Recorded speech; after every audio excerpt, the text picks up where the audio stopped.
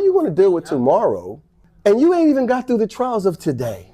Verse 14, he says, whereas or considering, he said, why are you boasting? You know, you're saying I'm going to go do this tomorrow and this, considering you don't know what's going to happen tomorrow. Jesus taught us, take no thought for tomorrow. For tomorrow shall take thought for the things of itself. Sufficient for this day is the evil thereof. How are you going to deal with tomorrow? And you ain't even got through the trials of today.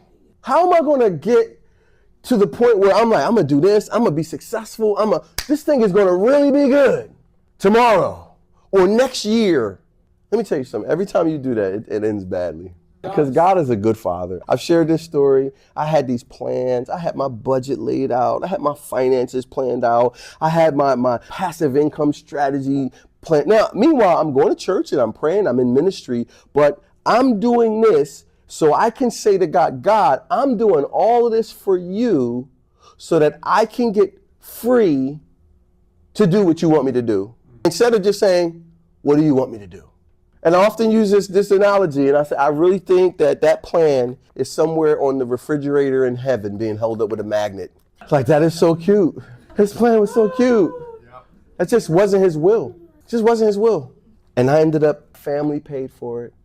I paid for it. Ministry paid for it. Because there was brokenness left behind because I wasn't in his will. Now, I want you to understand this. Because this is where we get it right. A lot of us, we look at something. If I'm not directly in known sin, then I must be okay. I had a business. Anybody will tell you I had a business. People knew my business. They knew my business with integrity. And I honored God in everything I did. We were doing the Christian thing. It just was that we took our plan and usurped God's plan. I'm not proud to say that. Because at the time, I thought I was in God's will. But at some point, you got to fall on your face and say, Lord, what do you want? Not tomorrow, next year. What do you want right now? Amen. Yeah. What do you want in this moment?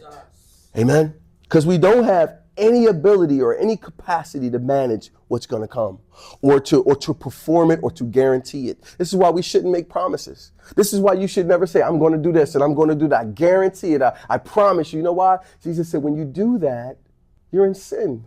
That's from the enemy. You have no power authority to guarantee you can do anything. But what you should say is, yay, yay, or nay, nay. To the best of your ability, you just say, I agree or I don't agree. Yeah. But we can't guarantee that. We should say, if it's his will, this is what we'll do. Amen? Amen. Yeah. So you don't know what's going to happen tomorrow, especially knowing you don't know what's going to happen. You have no power.